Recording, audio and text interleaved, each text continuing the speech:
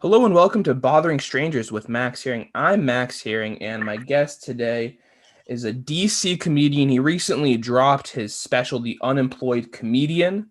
My guest today is Martin Amini. Martin, how's it going? What's up, Max? Thanks for having me, buddy. How was that intro? Did I hit everything right there? Yeah, it was pretty cool, man. Solid. It sounded very sensual, so good job. I try my best, but sometimes I'm like I feel like I could have done better. But this time I actually feel pretty good about it. Yeah, man. So you dropped your special, The Unemployed Comedian, like a month ago, and Yes, yeah. yeah, you shot it from like a couple different locations. Yeah, I shot it. One location was the Arlington Draft House, in Arlington, Virginia, which is still open Yes. to the public for shows. And then the other location was a more intimate, secret location in Washington, D.C., which I've been hosting shows for the past few months, with like all the social distance guidelines and all that. But technically, it is, I guess, illegal because they don't allow it. But by any means necessary, trying to get these jokes out, just trying to think outside the box. Yeah, it's so hard to get those reps in. Like you're a working comedian, like pre-pandemic, you're performing minimum 5 nights a week, and then like the pandemic happens, and it's like you're lucky if you can get like three or something like that. Yeah, no, it's been a huge adjustment to the new like landscape with the pandemic. But I mean, the key I think is just to figure out a way to stay creative and put out content for the audience who does follow you. Luckily, I've had a venue to myself for the past 3 months where we've had some comics from New York and LA fly out and wanting to be a part of it. And it's been dope being around talented comics to push me to keep writing. Yeah, I mean, you always need that like kind of camaraderie especially when you're down. Yeah, I mean, I think like I work best when I'm in a room full of talented comedians because it makes me want to like step my game up and write better jokes. So I always try to look around and see like who's in the room and like, all right, like if I'm not being pushed enough, try to find a new room. You've opened up for like Andrew Schulz, Trevor Noah, Salman Haj. I mean, what did that? I mean, surrounding yourself with comedians like that who are now, especially like world class comedians, very famous. What has that done for like just motivating you? Yeah, I mean, well, I've been having the good fortune of being like selected to open for them. Because typically Yeah. you don't get to choose, like you get chosen. So getting that good fortune to open for like an Andrew Schultz before he really blew up, seeing how his mind works, seeing his work ethic.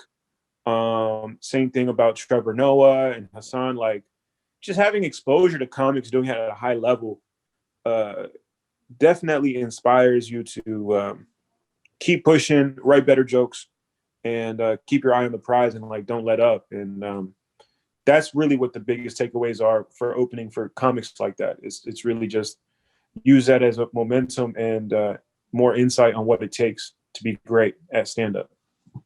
Did you feel like Andrew Schulz? Did you see him blowing up like soon? Because I listened to his TED talk about how he got famous and just about kind of putting out like digestible YouTube, just like his stuff on YouTube. When you performed for me, like this guy's gonna make it like very soon? I was already a fan of Schultz before he I opened for him. I followed him for a few years before that. And yeah, I mean I'm a fan of stand up. So before this recording we were talking about just being original and authentic, and I thought like he just had an original voice, an original like take on things, and something that you don't really see a lot. And that's to me, when I see something like that, that's when I go, oh, this guy has a shot at being really big Yeah. because he's saying things from a whole different perspective than most people. And that's what I personally like gravitate towards, people with a unique sense of like, identity. But you yourself have a very like unique upbringing, like Silver Spring, Maryland, which is to most of us, if we know it's like a wealthier suburb of DC, but you grew up in like Section 8, half Sure, yeah. Bolivian, half Iranian, which I mean, I've never met anyone who's both those things. Right. There's not a lot of us. No. Yeah, no, Silver Spring, fortunately, is a super diverse area. It's like 15 minutes away from Washington, D.C., so it's like a quick drive. I mean, like I said, like every major city, there is all types of like demographics, working class, affluent. I just happened to grow up in a neighborhood that was like, government subsidy, like housing, which, at the time I didn't realize it, but allowed me like access to very diverse people. A lot of Latinos, a lot of Black neighbors, African neighbors, and it gave me some insight on like different cultures, along with my, Bolivian-Iranian. So I think for a comedian, that gives you a lot of advantages, like tapping into like how other people live, and just honestly just having a different story. Like we've heard the same story over and over, I think, watching different stand-up comics. And I think when you bring something different to the table, that's what makes things a little bit more exciting for the audience. Like, oh, we've never heard this story before, I feel like I think it helps you like especially in your situation. I mean, growing up around all these people that weren't like yourself, like you know how to relate to them now.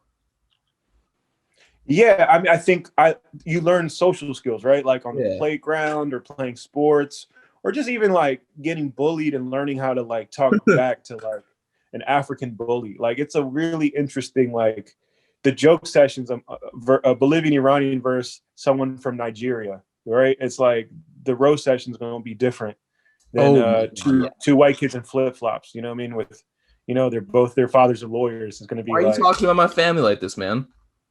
Yeah. Like arguing who went to a better Jewish camp. It's like our roast session is going to be very different from that.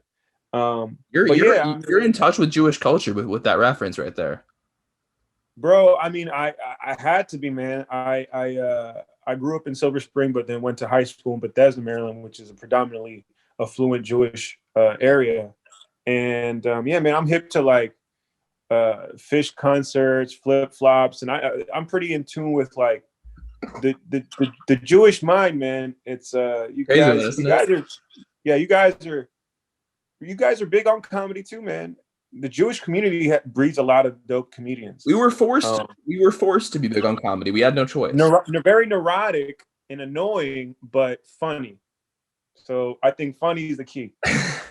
Good save. We had you're gonna throw out a backhanded compliment. Neurotic and annoying, but funny. All right. Yeah. Neurotic, annoying, a lot of emails, but very talented and funny. So I think for Jewish people, I think being funny is like it's a really cool badge of honor, man. There's so many dope comics that come from that community. But what's crazy for at least myself and many Jews I know, even not in comedy, just like funny people who are Jewish, I know, it's like it's not coming from a place of like being like necessarily like wanting to be funny. It's coming from a place of like using humor to like mask your insecurity. Oh, I think that's the best comedy. I mean, those are the best comics, right? Yeah, like that's what I did. Even trying to be, they need to do it. I mean, a lot of like my comedy is just like a way to cope with the fucked up situation I'm always in. Oh my god! And so like, I never sought out to be the class clown. I just needed it to like get away from like my daily tortured like sadness. So I didn't realize it till recently, but yeah, I've always used like jokes to kind of just lift my spirits when things were just not good. And I was late. I was late to the party on that one. It didn't start. The key is that you figured it out though. Yeah, like we were talking about before, like I still at this age of my life, I'm still a little awkward. Not like I used to be, but still slightly, and now I just know it and I just use it to my advantage. So yeah, a little awkward. That's it's very generous of you. It's like oh, I'm just busting your balls. You're coming nice after me. It's so fun making fun of you, Max, because you're such a nice guy. I just met you, but you just seem like a very genuinely nice person. And I only like to crack jokes with people I like. I mean, if I didn't like you, I wouldn't make fun of you. I don't know if that makes sense. Does that No, make sense? it's because you're comfortable enough to make fun of me. Comfortable, but also I like you. If like I had a bit about this that never worked, but like when you're my friend, I'll say the most fucked up racist shit to you ever. Like I'll always say I'll always like go off on my my best friends have heard me say the most fucked up shit to them. But if I despise you and don't even like you, I'll be like, hey man, have a good day.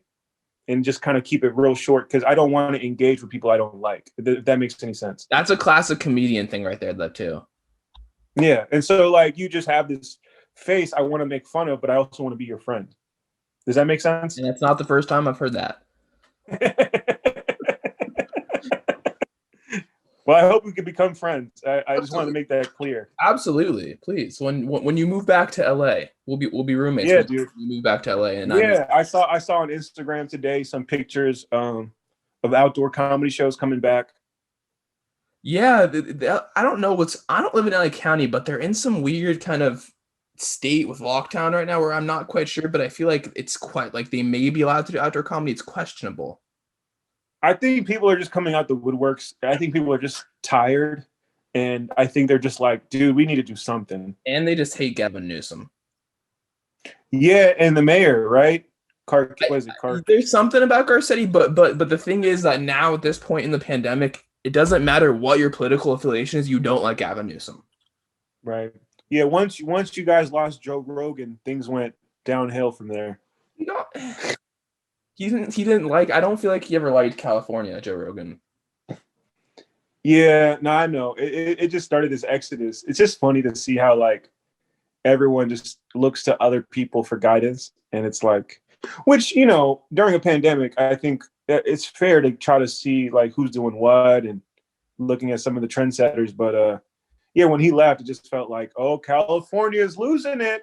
And all of a sudden the taxes got brought up a lot. And I'm just like, man, LA's gonna be fine. We just got like there's too many comedy clubs out there and there's too many like people trying to be famous. Yeah. As long as people want to be famous, you'll never have a shortage of like crazy talented people. So my issue is also that people like, especially people aren't from California, like Texas. California and Texas have this weird rivalry going on. And like they complain about California and they're like, oh, it's so expensive, the tax there. So of course it's expensive. Everyone wants to live here. Like it's super logical. The weather's consistently good. People want to live here. It's a desirable place, hence expensive. Yeah. No, I agree. I mean, I would definitely consider moving back. I just have to wait until everything opens. I can't see myself being there. That's for sure the case. When you in your last special, not Son of an Ice Cream, Unemployed Comedian, you talked about going to the protests with one of your white friends. Yeah. And how he was just doing too much, essentially. Yeah. And it kind of brought up this interesting point where I feel like, do you feel like a lot of white liberals are like, they feel like they have to do this stuff to show that they're like not racist, and they end up doing too much?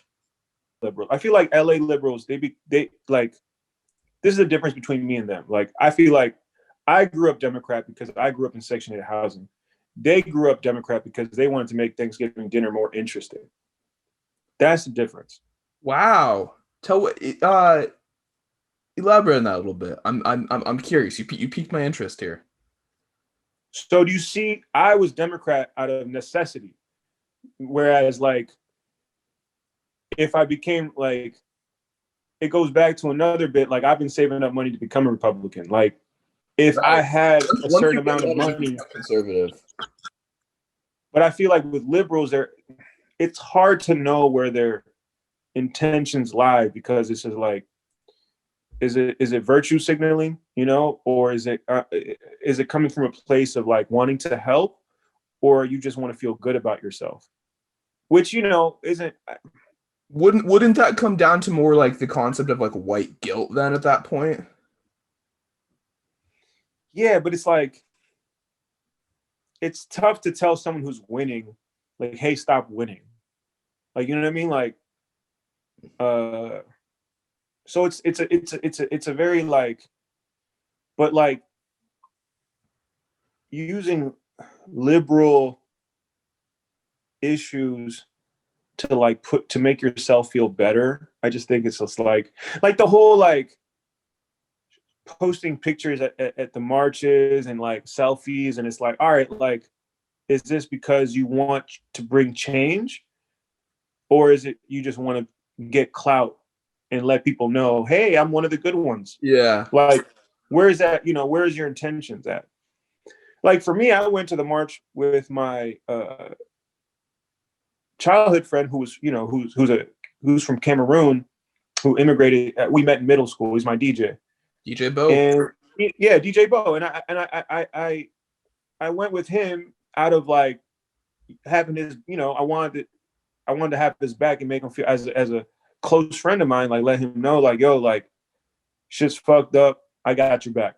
Right. I didn't need to put a black square or like, rest in peace. Like, nah, like for me, I think it's important to show my friends that I have their back. And I don't know. Do maybe like white liberals could do a better job just being more in touch with what's really happening. You know what I mean? But I don't know. I think, yeah, it's a tough topic, because it's like, how far do you want to go down this like rabbit hole of like Yeah. what white people need what white people need to do better? Like, Yeah, I also feel like at a certain point, and I'm not saying this is acceptable, whatever, but I feel like a lot of white people, I'm not including myself in this because like I feel like being Jewish, I'm like 1 foot in, 1 foot out of this door here. But mm-hmm. if you're like a white Christian, essentially, like, or whatever you may be, for them, they're, if you listen to like the mainstream media, you're constantly being told as a white person, like, you're doing this wrong, you're doing this wrong, you're doing this wrong.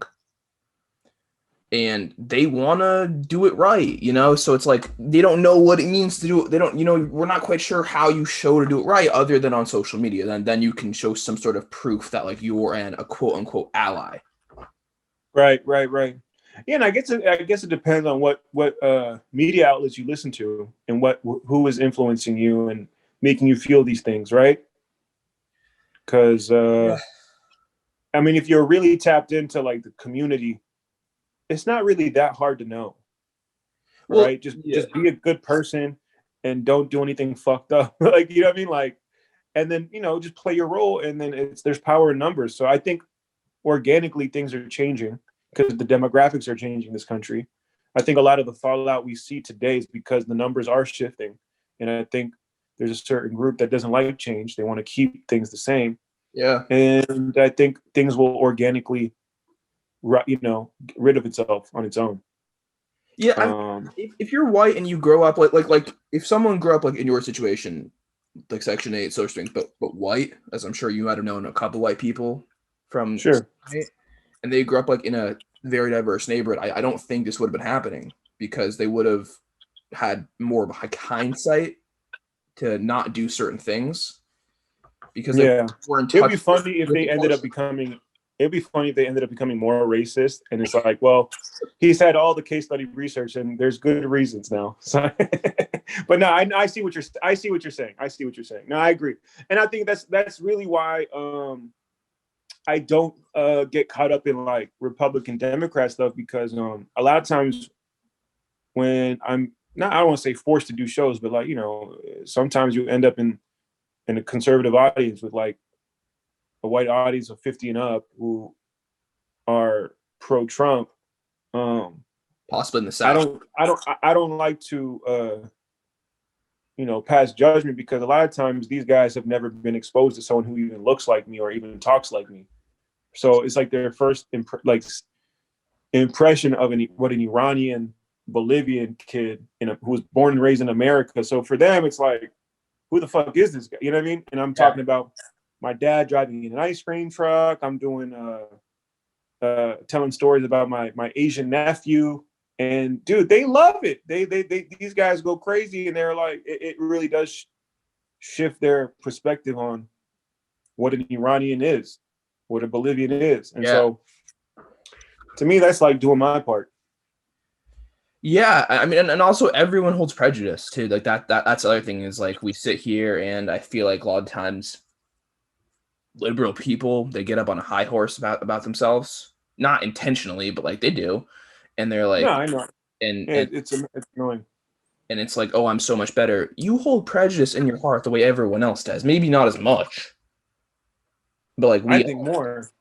oh, possibly more. Really, it's yeah. I think, man, liberals need to really wake up, but it's going to take some time, man. It's not going to happen overnight.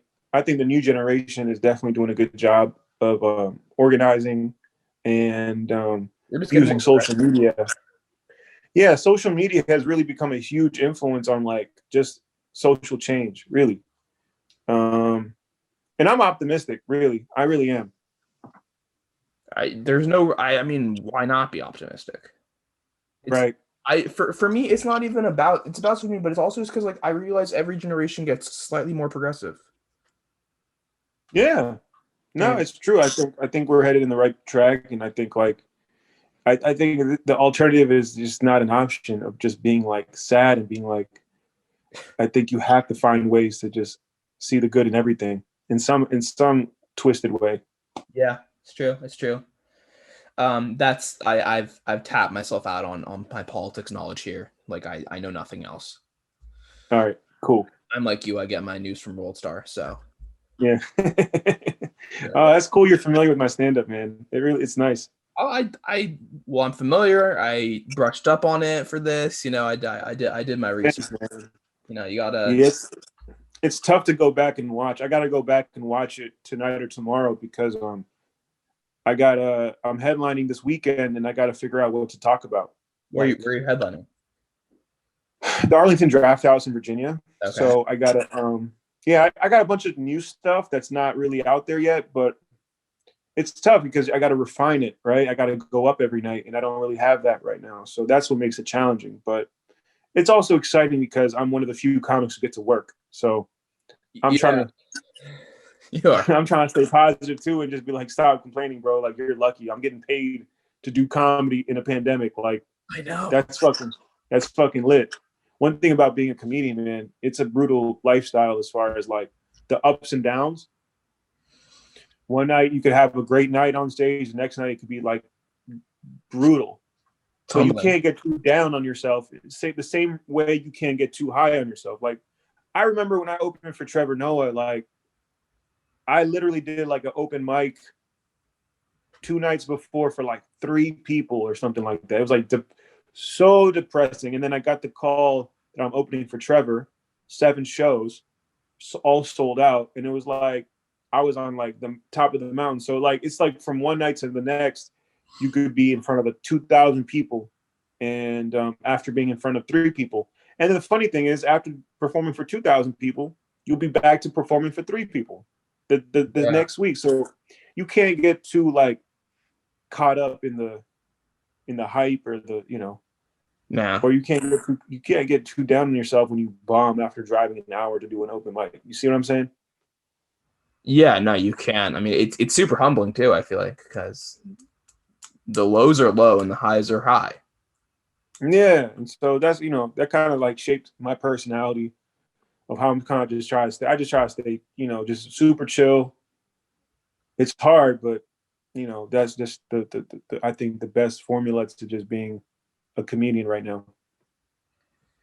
Oh, it absolutely is. I want to talk about how in your house, how do you think your cultures of having a mother from Bolivia, a father from Iran, yourself being an American now, and your father being an ice cream man as well.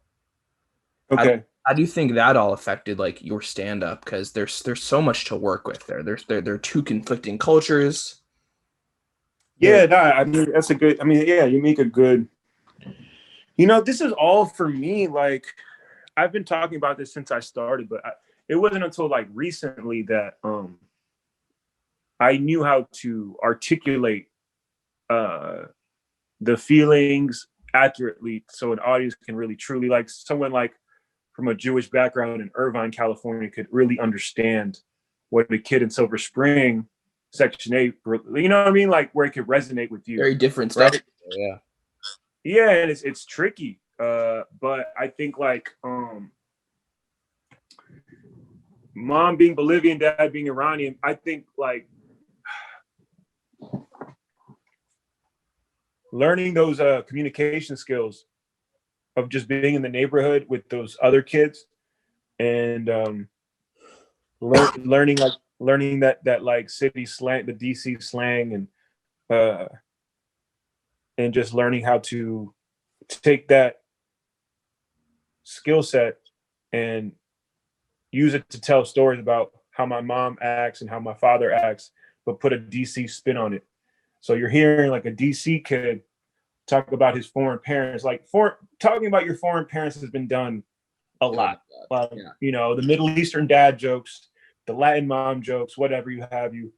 But when you hear from someone who's authentically from a DC area, a la Dave Chappelle style, Tony Wood style, Martin Lawrence, Wanda Sykes, these are all DC comedians. They have a very unique storytelling ability where it's like, when they tell a story, you can visualize it. Like the imagery is crazy. That to me has been the biggest key in talking about my immigrant parents, learning how to convey the imagery and the emotions of what it's like. That kind of like sets me apart from like other comics. Yeah, I mean, when you look back to like around when you started to now, like, do you feel like it's like insane, like how much more like articulate you've become? You just learn how to communicate better. Like you like your word choice. There's a term I think I learned from, I forget which comic, but it's like word economy. It's Have like you heard of verbiage. this term? Huh? Like verbiage. Yeah, but it's like how many words you use to articulate a thought. Oh, okay. So it's like you might notice like when you're starting out comedy, you might use more words than you need to tell a joke, which in return will take away from the joke. Right. Because you're not getting to the punch fast enough. You're just using it's like extra fat on a joke that you don't need. The longer you do it, your word economy gets better. You don't need to say as many words to get to the point.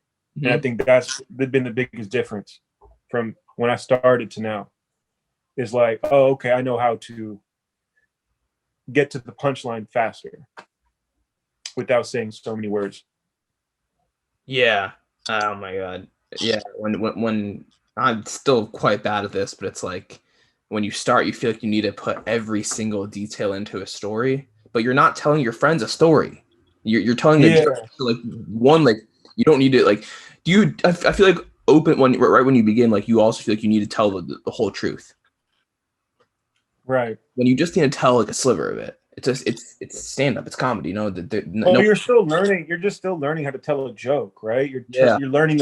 You're like just learning the mechanics. Because I started teaching comedy during the pandemic. Okay. And with new students, like someone who's never done comedy before, I never stop them during a joke while they're telling it, even if they're using so many words, because they're literally, it's like learning how to walk. It's like you're learning how to walk. I'm not going to stop someone until like once you get the you understand how to tell a joke, then I'll come in and be like, all right, cut that out, get to this faster, get to that point faster. And that's the punchline, put more energy into the punchline, just breaking down the joke a little bit better. But it takes time to just learn how to just tell a joke. And I think that's what like my first 4 years in comedy was, just learning how to tell jokes. And then once I learned how to tell jokes, then I could, be a little bit more vulnerable and share like harder to tell stories, but takes a little bit more of a skill set to make like a tough subject, like your dad getting in fights with other ice cream men, or having to pay back a drug dealer money, you know what I mean? Like, or getting robbed at gunpoint. Like, these are hard topics, but with the skill sets you learn from your earlier years, you're able to make these topics very funny. Yeah. So, I also just kind of add to that. It's like I know people in my life that I genuinely believe are funnier than I am. Like out in the wild, funnier than I am. Yeah. but they're not doing stand up, and I am. So Oh no, dude, I think I said that on my special, yeah, I think Son that of an American. I was like, yeah, dude, like there's definitely people who are way funnier than me growing up in my neighborhood, but they just never signed up for an open mic, and I did. Comedy's just not for everyone. and that's okay. It's not. Yeah, it's exactly, and that's a good point, and that's okay. I think, but yeah, man, that's why I kind of gravitate towards people like you, because when someone's genuinely and authentically know who they are, Yeah. right, and then B, find something they enjoy or love, and you start to meet other people who share the same interests. I think that's when good conversations can happen, or more importantly, more real conversations can happen. Yeah, they don't need to be funny in the conversations. That No, I mean it's not like, I think a real conversation has more value than a conversation that's trying to be entertaining. absolutely. Yeah, no, that's for sure the case. Like they're Because like there's no guarantee that it's going to be entertaining. You're trying to be entertaining, right? And it's like, we've all seen those podcasts, and they make it's they make tough. they make too many jokes, and then it's like there's too much laughing, but like it's not that funny. Yeah, comedy I think has to come from a place of being organic and being yourself and being comfortable with being uncomfortable, and just sitting in it and just being like, all right, this is what it is. And I think a lot of people aren't willing to get to that level, and it takes time, man. That was something I struggled with when I started this podcast. When I would have comedians on, which is like probably like might be like the 11th or 12th. I don't really know. Like it's been about half comedians, half everyone else, so to speak. And I wanted every episode with a comic to just be like really funny. Um, and then I quickly learned that that's just not how it works. That it may be that, but that's not usually how it works. And sometimes they're Right. sometimes Yeah, no, you can't. Yeah, you can't force funny, man. Funny will come when when you least expect it, bro. Like that's what I think about comedy too. It's like I can have like a great show, but I never go into like the next show thinking like, oh, because the last show was good, that this show's gonna be good. Like that's the worst thing you could think, man. You got to go into it like you just ready for anything. usually crowd work is the funniest part too. That's the other thing. Usually like genuine raw interactions, unrehearsed interactions you have with people. If like for yourself, who's fluent in the crowd work language, Mm-hmm. those end up being the funniest ones. Yeah. No, crowd work moments I think are special because the crowd feels like they're in on something that is just for them, and I think that's what makes crowd work moments dope. Is like it's like a moment that you can never repeat, and so that's what kind of makes it special. Yeah, it's I, I honestly I think the first like 15-minute show I ever did, it didn't go it went like okay. And the funniest moment I had was when I asked a guy if he was tall, and then he said, I'm tall. And I said, oh, how tall? He said 5'11", and went, you're not tall. And that wasn't even funny in my head. I was just responding to him. I was just being like, I don't think you're tall. And then people were like, that's really funny. I think it's because that was you just being yourself, Yeah, and probably. people respond to that, man. When people like in the audience see that the person on stage with the mic is just being themselves, it can be very like endearing. And I think when people start to like you, they're like rooting for you, and like subliminally they just want to like, laughs come a lot easier when you're likable too. And Yeah, you could be annoying as fuck, or like like Tim Dillon's likable. super Like, you know what I likable. mean? Kind of He's annoying though too. very likable, but he's saying some wild. He's like a likable, quote unquote, like scumbag. But he's not. You know what I mean? But it's just like Act. he's this likable character. Yeah, Yeah. he's just so likable, and he's such a force of nature that you can't look away. You know what I mean? In the two specials that I watched, the last one, Unemployed Comedian, and the one about a year ago, which was I think that must have been shot like pretty close to the pandemic. I feel like. Dude, January 17th, man. Oh wow. And then I put it out March 5th. I think it was And the I remember second. thinking, I was living in LA at my apartment, and I dropped the special Son of an Ice Cream Man like March 5th or something. And I'm like, this is what's going to take me to I was like, this is going to help me a lot. I told my friend Marquez, he was like a new comic in LA. I was like, yo, I'm gonna start getting a lot more like shows after this, Yeah. and then nah, nothing. Just But talking about that timing, I guess. dude, it was brutal, man. I March 11th, I had a show at the DC Improv, for my overachiever show, and I had Jesus Trejo headlining, I and love Ace Trail, yeah. it was a fun line. It was a fun lineup, and we sold it out, and things were just looking up, man. Things were just looking up, and it's funny because I'm proud of the Unemployed Comedian. I don't know how it will hold up in a few years. I do know that like whatever it is, it's like a time capsule of like how fucked up this Yeah. time.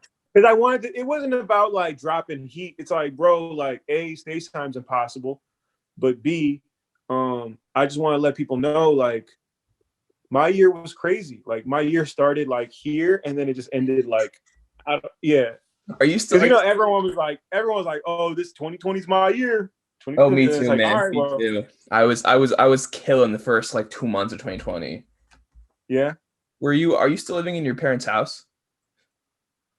Wow. Yeah, my dad's in Iran right now, so I have the house to myself. Thank you very much. But he comes back in April, so it makes it complicated. And like, do I stay? Do I get my own? Do I want to spend money, or do I want to put that money towards like the business? LA. So I got some decisions to make pretty Yeah. soon. So your mom doesn't live in this house? No, they're divorced. They've been divorced for a long time. Okay. But my mom lives in Silver Spring, and I can't visit her because of the pandemic, but I do FaceTime a lot. As in like you can't cross state lines or No, no, no. As in, like, she's just older. It's just I still do secret shows. Oh yeah, I guess. And there is an inherent like higher risk to doing a show inside. Yeah, yeah, yeah. Oh, for sure, But it's definitely. cold, but it's cold in DC, so it's like you can't do it outside. Right, exactly, exactly. So it's dude, it's brutal. But fortunately, I've been able to do these shows. I might get my own place, in DC where I'm like doing like shows every night. Things are looking up. Yeah, I'll have more information on that like in a week because I'm supposed to be hearing back this week about the lease. And if I get it, then I don't want to say I got my own club, but I got my own room. Put it like that. That's huge. That's a big deal right there. Well, I'll share something with you, Max, because I had to put some thought into it about like what do I want my next year to look like, and I Mhm. feel like a lot of clients, a lot of comedians, including myself, we lost like a year of like being in the gym, you know. Yeah. And I think like for me, the most important thing right now is to get back in shape, meaning like comedy shape. And I gotta be on stage like as if I'm like an open micer, you know what I mean? Because Mhm. I don't think I lost a lot of chops, but I did lose a lot of momentum. And I think in order for me to regain my momentum, I got to go twice as hard as I was before with like writing and material. And like the only way I can do that is if I have my own place. And I just, every night I'm doing like an hour, like just working on an hour every night. And I'll Yeah. put like some of my comedian friends on it, but it'll be me working out a lot. And so that's kind of like my plan for the rest of this year is to get my own place and just do as many new jokes as possible. I haven't done stand up in like a minute, like a couple months, honestly. So What was the last show you did like? What was it like? I once the pandemic started, I literally haven't touched a mic. I only did a couple Oh, like really? outdoor, no mic. So super Why is that? it's sanitary. I mean, when you think about it, so because basically everyone there is so this is like how when you talk about like the lows, right? Everyone there is pretty much a comic. which means it's hard to judge your jokes because comics don't laugh, including myself. And then I would do that. So I was doing that a little bit, but then I just kind of felt like, one, like it was an excuse not to do it, but two was like it's not that sanitary, even if like people wearing masks. But it's like we're It's funny you say that because I think I'm gonna do an open mic. I was gonna do an open mic tonight, and then I decided not to because I was talking to one of my comedy students who's an open micer, and I was like, maybe I'll go. There's like a place in Maryland called Nottingham's. It's like a 30-40 minute drive, and he's like, yeah, man, Nottingham's is having a mic. We can go there. And I'm like, what's it like? He's like, well, there's like 25 comics, and it's like all comics. And I was like, yeah, I don't think so, man. I think open mic comics give off COVID vibes. Yeah, well, of course they do. They're going to open mics. Yeah, they're going to mics, and they're just like, usually open micers are like these like young, rough, like they were like, you could picture like young open micers in Maryland. It's like these guys don't give a fuck about nothing. And I don't know if I want to be sharing a mic with those guys right now. When you do your secret shows, do you what's the situation with between do you disinfect the mic between comics? So it's like mask required. We do temperature checks, and then people sign a COVID waiver, meaning like if they catch COVID, we're not liable. Okay. We have like those like microphone protectors where it's like a condom, kind of like you put it on. Yeah. Then we just like, yeah, I don't know how much that works, but dude, fortunately, me or none of the comics who've been on the shows from my knowledge have caught COVID. So we've been very fortunate, That's why when you reached out to me initially to do this, I think I was prepping to do my special or film it. And I was just like doing those secret shows every like week. And I was doing like 3 nights a week. Yeah. And I was just so stressed out because every night I'm like, is this the night I catch it? Is this the night the cops raid the place? It was just so stressful. Yeah, I'm a little bit more chill now. Good. It is good. I can't. There's a lot of stress in there. It's like, I feel like, does it bring you back to your like your drug dealing days a little bit when you were a teenager? Yeah, man, it was a lot of that. And I think honestly, like being a dealer for as long as I was, gave me the skill sets to run secret shows. You know what I mean? I ran a very successful secret show. Like we had 25, 30 people in there, man. And those were, I filmed a special. Yeah, you did use. Not only did I film a special, but other people from like New York filmed their special there. You know what I mean? Like, really? I didn't know that. Yeah. Nimish Patel filmed his special upstairs at my space. I didn't know that. Yeah. Yeah, if you check him out, he's been on Rogan. He's cool. But yeah, man, it's been, it's like this never ending fucking tedious obstacle course. I'm trying to tell jokes. I know. It's a lot. Yeah. I could never like host a secret show. Like I would get way too stressed about like just. Yeah, you just seem stressed right now thinking about it. I am a little stressed about thinking about it. I'm like, oh god, the cops. You're like, ew, germs. I'm not even a germaphobe. It's more just like I would be afraid of somebody else catching COVID. No, I know. No, you're right. It's not. Yeah, it's. If I catch, it's very like I can't sue myself. I'm whatever. I'll take it as it comes. But like if someone else catches COVID. Yeah. No, I know. It's the whole thing is just like it's fucking bizarre. But I am optimistic, Max. I think things will get better, and I think one thing I will say, I think comedy will be back bigger than ever because I think people. This is the most sad it's been in a long time. It has to come back because people always want to laugh, right? We're in the one situation that I know of that can hurt the comedy like economy essentially, which is a pandemic. But other than that, nothing will take down a stand like sports and stand up and all that stuff. Yeah, dude, this time away from it has made me realize how much I need it and how much I love it.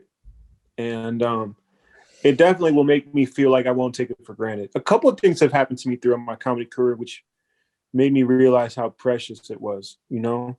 And this is definitely one of them. What else? For sure. What else kind of gave you that insight? One specific situation that happened, I lost one of my closest, I lost a close friend who was a comedian. We were the same class. Um, he, he, he, uh, he OD'd on drugs, and it was a very like a shock to the DC comedy scene. Right. And I remember we were on the same late show at a spot called Big Hunt, and I remember seeing him 11:45 p.m. And then I woke up the next day. I'm with my girlfriend in the car. I get a call from a comedian, Michael Summers, saying like, "Hey man, Dylan's dead." And he was like crying, and I had to pull over. It was rainy. We all drove to another comedian's house where all the comedians met, and we're all just kind of like sobbing. And this guy had such an impact on the community. He was such a force of nature, and he was like, it was so tragic because we all knew he was going to be huge, and no one else got to see him or know that. It was like a group of four of us. It was like me, him. His name was Dylan Meyer. Definitely check out his YouTube clips on YouTube. He's fucking awesome. My other buddy Chris Milner, and my other buddy Benji Himmelfarb, who just dropped a special on YouTube called "So Good." Check it out. Filmed at my secret show.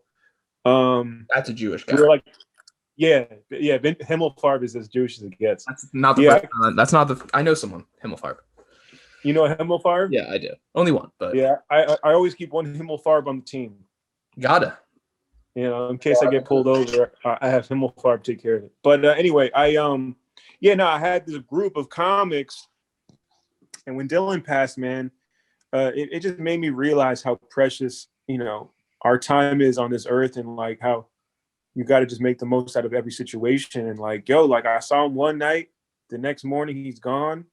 He didn't wake up, and it's like, fuck, man, you gotta really seize the moment and just make it happen. Which is cheesy to say, but it's like, for me, it's coming from it's a real place, because the best moments in comedy for me were like late shows where it's like 5 people, and it'd be me, Dylan, Benji, and Chris in the back of the room, and one of us would be on stage, and we're like cracking jokes, heckling our friends on stage, or laughing when the joke doesn't hit. Mm-hmm. And we're just like, we're all just making fun of each other for bombing, and one of us gets in their feelings and says, "It's not funny, man," and like, "Yeah, it is funny, you bombed." And we all just, we get in an argument, we get in each other's face. I mean, it's like that's when it was the best.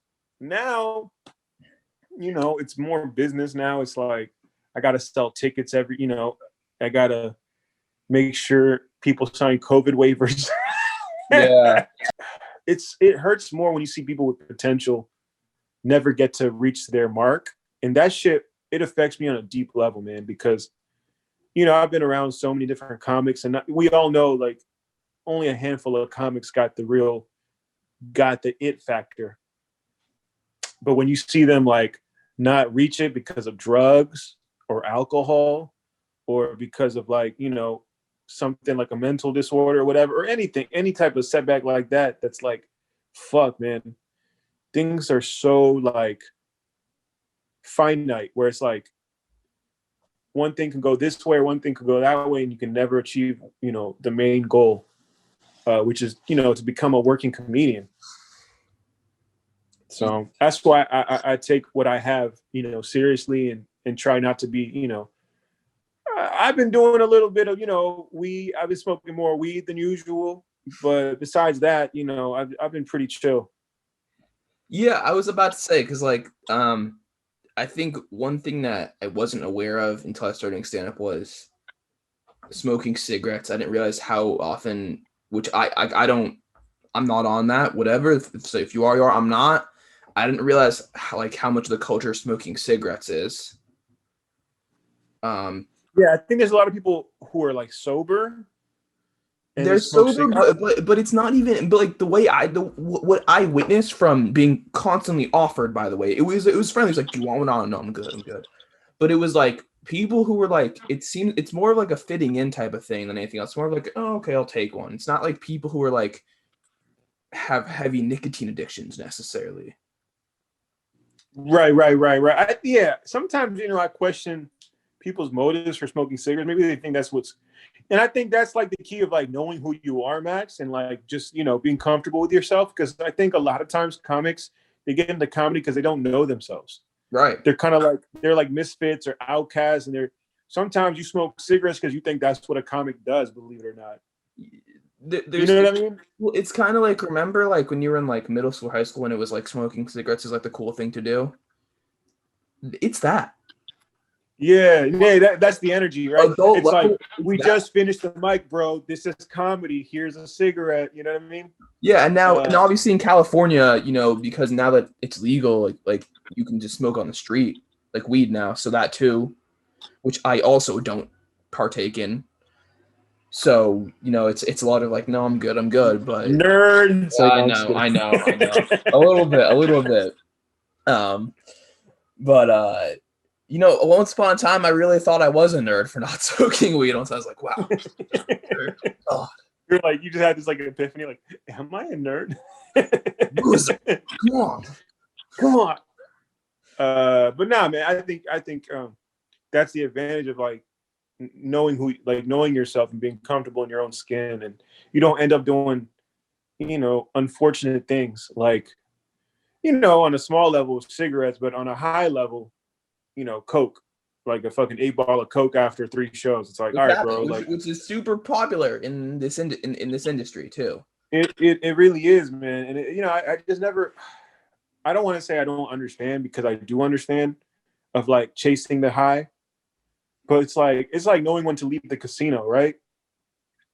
It's like, dude, you already did like 2 shows. Yeah. No. Like, Yeah. why keep the party going with some blow when you could just wake up and do shows tomorrow? Like, I mean, for me, there have definitely been times where I've left. I've left like bars or whatever, and I've been like, this just is not. I just don't see us heading in a good direction. Because the yeah, night passes, people drink more, and I'm likely sober. I'm not like I do drink a little bit in my life, but I'm likely sober that night. And I'm like, I gotta go. Like, this is yeah. not I mean, place. that's typically the right decision. So it seems like you on the right track. I try. It's not. It's just like I know once. I think I've been fortunate enough at this young age to like last. I went to college when I was 19, so ever since I was like 19 to just have enough like hindsight to learn about myself, and it was very difficult, a very difficult process. But it's done. It's not done, but it's like a lot of it's happened, and Yeah. now I kind of know about my past with everything I've been through, and Do you think interviewing different people, like comedians and artists and athletes and whatever, like has helped you form your identity better? Like get to know who you are better?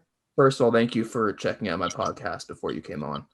Yeah, I Uh, try to do that a little bit, because people ask you to, and then it's like you listen to other episodes and you're like, oh, this is terrible. yeah, well, I guess I'm not terrible. It, it's helped me like it's helped me like sharpen my skills a lot though too. Um, Yeah. What kind of skills?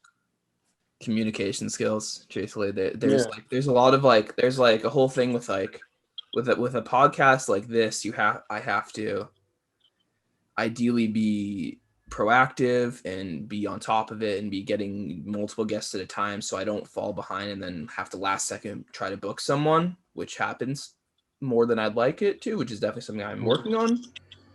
And then it forces you to prepare, because then I've had those moments where, in my opinion, I could have done better. Like I prepared, I just didn't prepare enough, and then I got schooled, as I deserved to. So, you learn just like those skills of like talking, and like for some reason, I have some feeling that this podcast will help me get a job. or like Yeah, help my some career in some way. I Um, think if you're doing it the right way, the skill sets you gain from this will definitely help you in landing on the right track of a career path.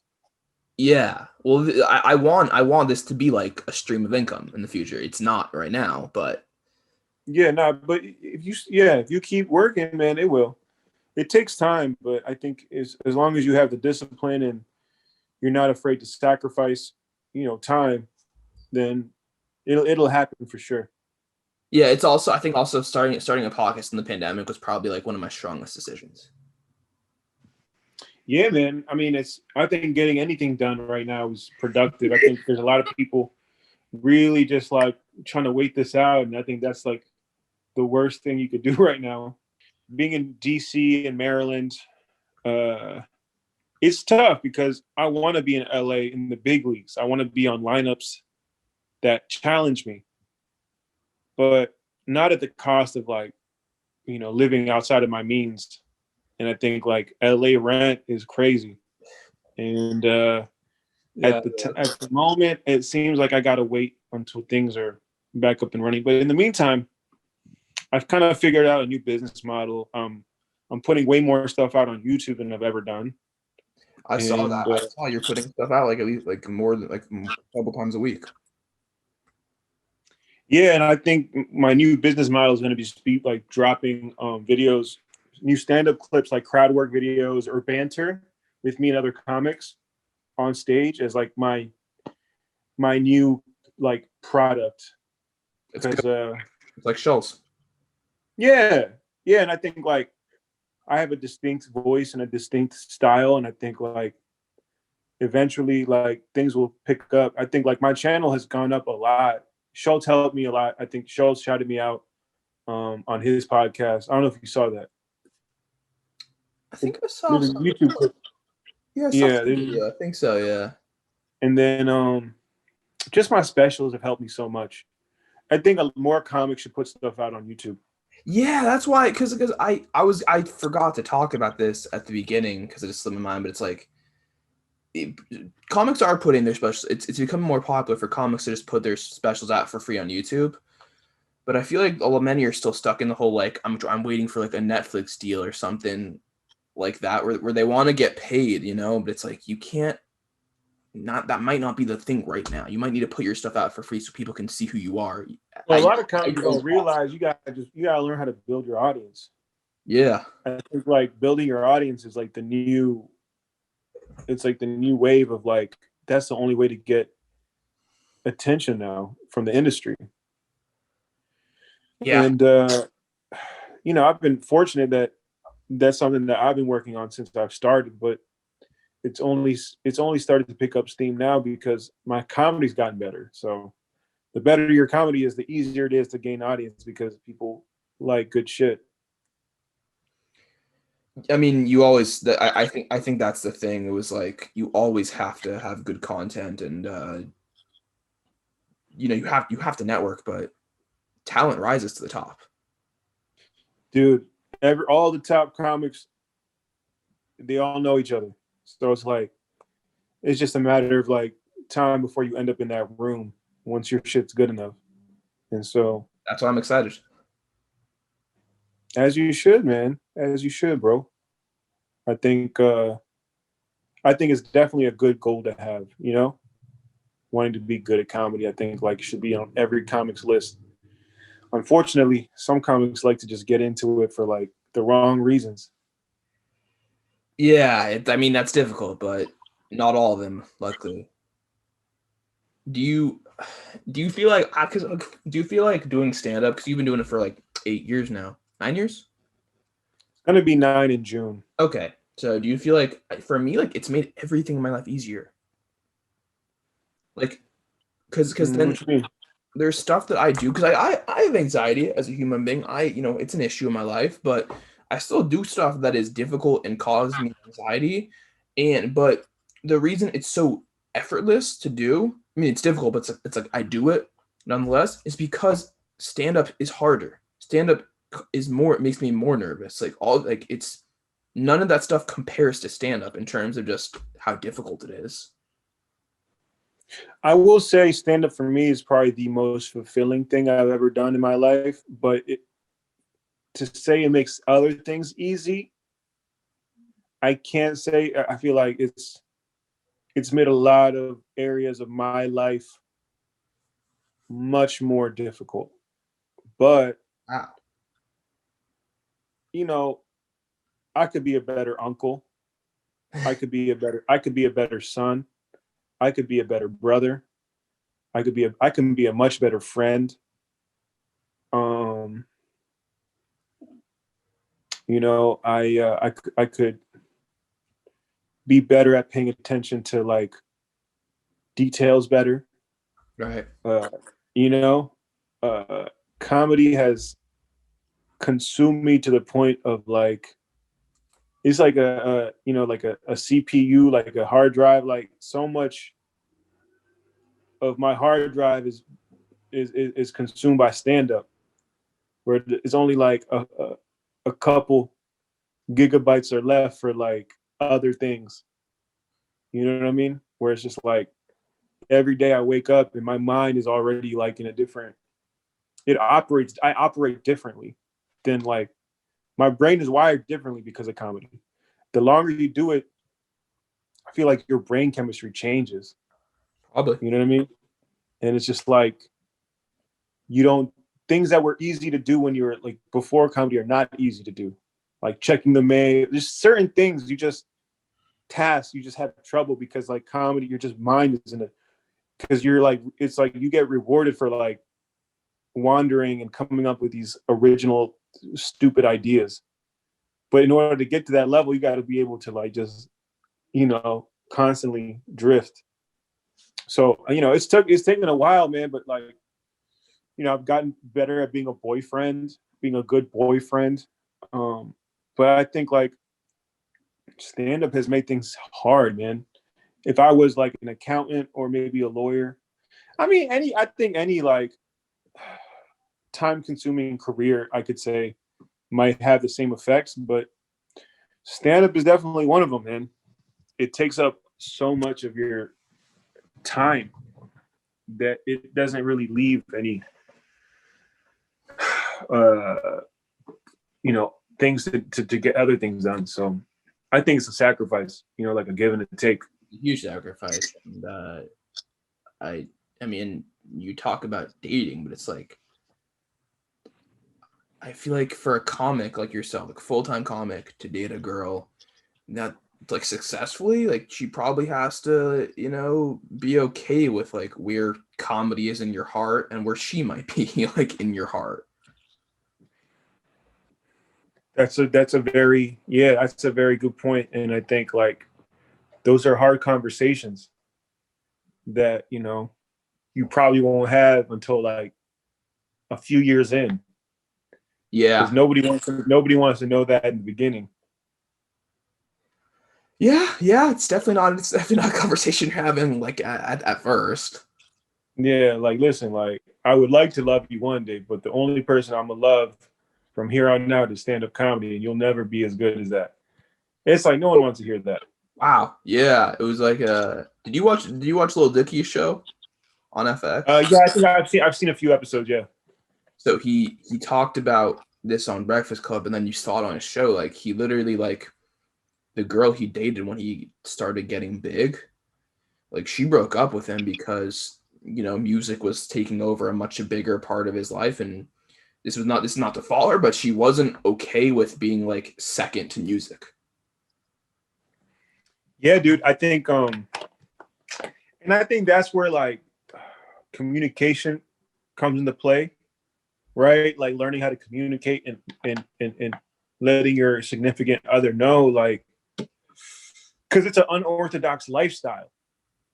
So you Yeah. have to kind of break it down. And like a lot of conversations I have with my current girlfriend is sometimes taking the time, but like, hey, like you're seeing me almost 9 years into this. Like you met me at 9 years in, meaning like a lot of time went into this. And if you see me, working extra hard or like going a little bit like overboard is because I waited 9 years to have these opportunities and I can't fuck it up. Yeah. And they still probably won't fully understand because they've never been to an open mic for like 9 years in a, you know what I mean? Like, Yeah, unless you're dating a comic, yeah, no way. right. And so it's like, and dude, I've dated the comic and sometimes they still don't understand because they might not be on the same, level. And it's challenging. You can never assume anything when it comes to dating. So yeah, dude, it's and so that's why like, to answer your question, comedy has not made my life any easier. A lot to look forward to over here, Martin. Yeah, man. But it's a part of the whole like process, right? Like, yeah, it's tough. It's it's a lot of work, but the reward is so much, bigger than like the pain. Yeah, absolutely. And it's addicting. It's an addiction though, like, Dude, and it's forever, man. Once you put your shit out, there. you go down and you're in the books. So Yeah. I think every comic should be striving to leave a little impact. Son of an Ice Cream Man, I'm proud of that special, man. I'm really proud of it. I was firing on all cylinders. Helped me move out of my parents' house. My first one was a timestamp in my career. Unemployed Comedian, my first special during a pandemic. Hopefully my last special during a pandemic. Lower Your Expectations was like me sitting down on a stool for an hour in a DC comedy.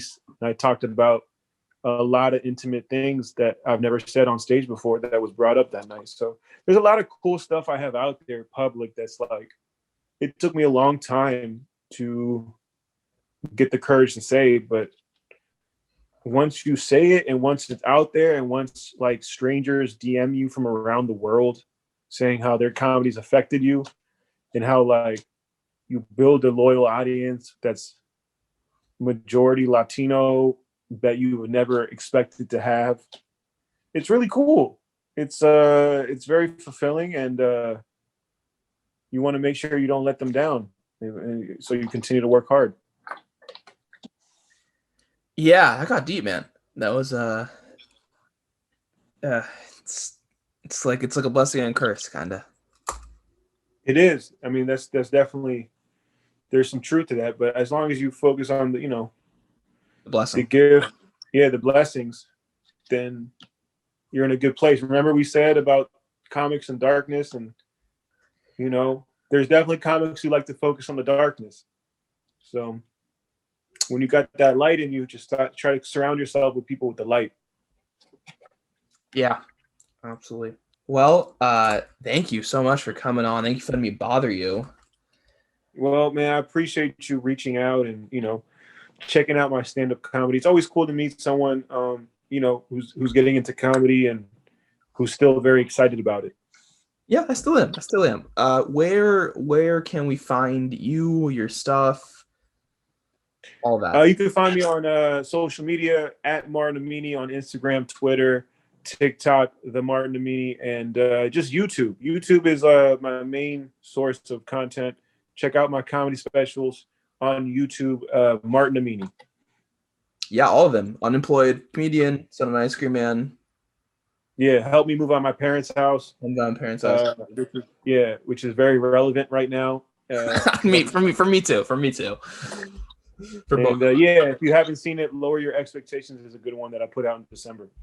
And Lower Expectations. So thank you for coming on. Thank you for watching, and everyone stay safe. Thanks, Max.